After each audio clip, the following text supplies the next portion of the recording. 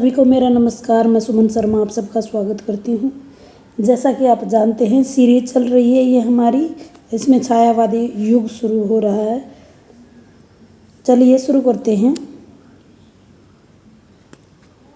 नूतन सांस्कृतिक मनोभावना का उद्गम और स्वतंत्र दर्शन की नियोजना का प्रतिफलन है। मानव और प्रकृति के सूक्ष्म किंतु व्यक्त सौंदर्य में आध्यात्मिक छाया का मान छायावाद है। यह परिभाषा छायावाद की किस विद्वान ने दी है? तो इसका सही आंसर होगा नंद दुलारे वाजपेयी जी। देखिए, आपको 2-3 बार चीज़ों को पढ़ना पड़ेगा, उसी के बाद आप परिभाषा याद कर पाएंगे। दूसरी परिभाषा की तरफ चलते हैं कि छायावाद कवि की व्यक्तिगत सौंदर्य दर्शन की अनुभूति है। यह कथन किसका है? तो ये डॉक्टर राम कुमार वर्मा जी का कथन है।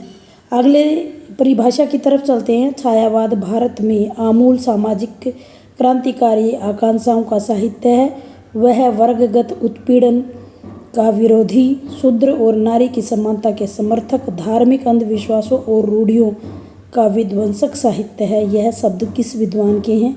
तो ये डॉक्टर रामविलास शर्मा जी के हैं। अब तक हमने 3 परिभाषाएं देखी।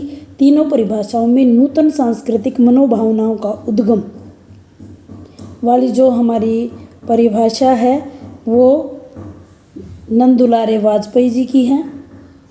दूसरी परिभाषा हमने देखी वो डॉक्टर राम कुमार वर्मा की है। सौंदर्य दर्शन की अनुभूति, व्यक्तिगत सौंदर्य दर्शन की अनुभूति डॉक्टर राम कुमार वर्मा जी। तीसरी हमने जो परिभाषा देखी जिसमें अंधविश्वासों की रूढ़ियों की बात की गई है वो डॉक्टर रामविलास शर्मा। अगले प्रश्न की तरफ चलते हैं। छायावादी काव्य आंदोलन की लगभग सर्वमान्य सीमा क्या है? तो यह है, सभी जानते हैं, 1920 से लेकर 1930 तक के समय को। बहुत सारी बुकों में 1920 से 1936 भी माना जाता है, तो दोनों ही ऑप्शन ये सही रहेंगे। तो यहाँ ऑप्शन के अकॉर्डिंग हमारा बी आंसर सही रहेगा, क्योंकि 1930 के बाद छायावादोत्तर युग शुरू हो जाता है। छठे प्रश्न की तरफ चलते हैं। प्रसाद की झरना कब प्रकाशित हुई? तो ये 1900 यहाँ हम बात कर चुके हैं। 5वां क्वेश्चन छूट गया था। निराला की पहली कविता जूही की कली उनकी पहली कविता है और 1916 में सरस्वती में ये प्रकाशित हुई। अगले प्रश्न की तरफ चलते हैं। प्रसाद की झरना कब प्रकाशित हुई? तो ये 1918 में प्रकाशित हुई। अगले प्रश्न की तरफ चलते हैं। प्रसाद की महाकाव्य कामायनी कब प्रकाशित हुआ? उनका आखिरी महाकाव्य कह सकते हैं 1936 में, क्योंकि 1937 में अक्षमा से उनकी मृत्यु हो गई थी।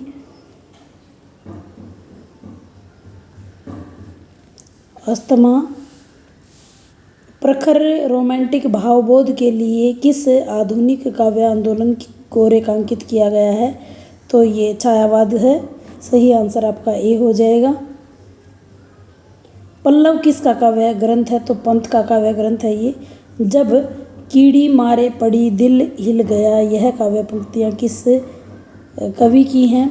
तो ये आंसर आप सोच के बता सकते हैं। इसका सही आंसर है निराला। 10 प्रश्न हमारे हो चुके हैं।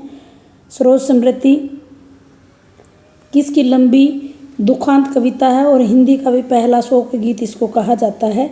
तो सही आंसर है आप निराला। अपने बारे में वसंत का अग्रदूत किस कवि ने कहा है? तो ये आप अनुमान लगाकर मुझे बता सकते हैं। तो ये भी निराला जी हैं। सन 1920 में श्री शारदा पत्रिका बहुत बार नेट में पूछा गया है। स्वच्छंदतावादी परगीतकार ने छायावाद पर 4 अंकों की लेखमाला लिखी। उनका कहना था छायावाद की जो शुरुआत है उनकी वस्तुओं का असाधारण दृष्टि रखते थे वो, उनका नाम हमने बताना है। तो इसका जब भी श्री शारदा का नाम आए तो मुकुटधर पांडे जी इसका सही आंसर है। उन्होंने यह एक सीरीज लिखी थी।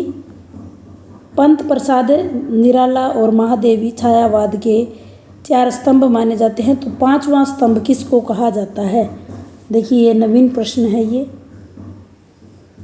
पांचवा स्तंभ किसको कहा जाता है? तो ये डॉक्टर राम कुमार वर्मा जी को पांचवा स्तंभ कहा जाता है। अगले प्रश्न की तरफ, महादेवी वर्मा का प्रथम काव्य संग्रह।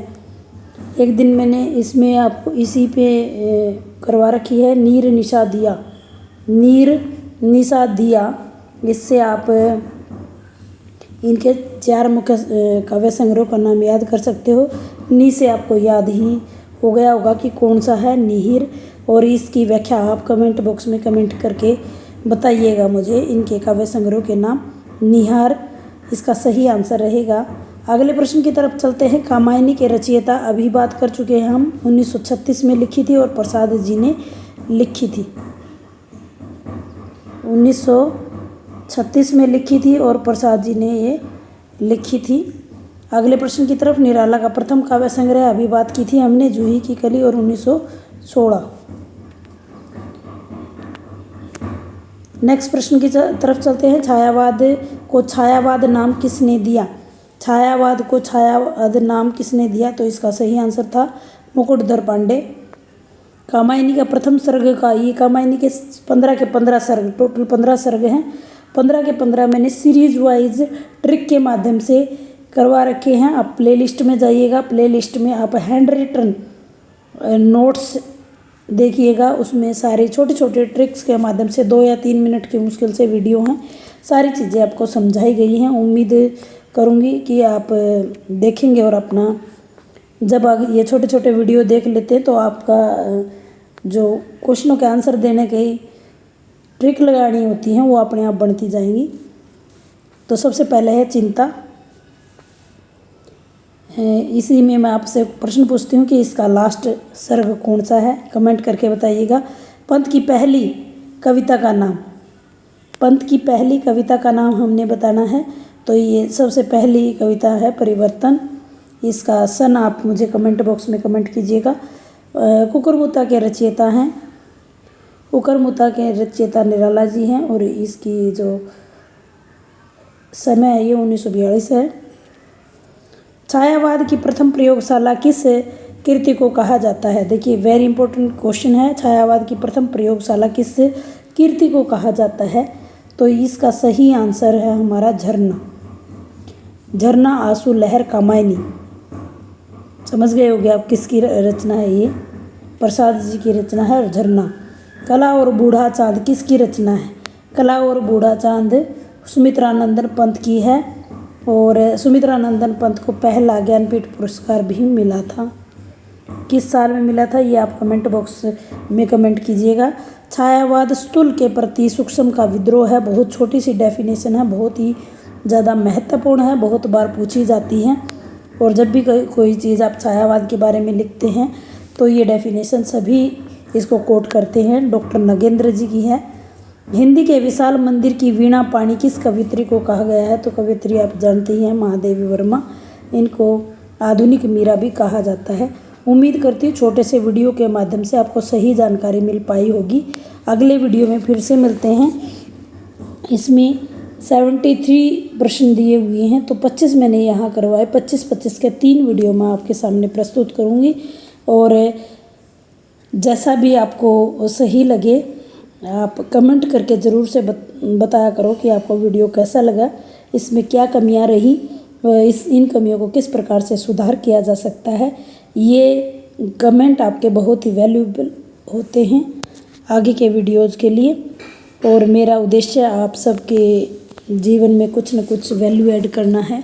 आप हिंदी साहित्य पर अपनी पकड़ बनाएं और नेट की परीक्षा, KVS, DSSB या फिर जो भी परीक्षा जिसमें हिंदी साहित्य आए उसमें अपनी मजबूती दर्ज करें। धन्यवाद।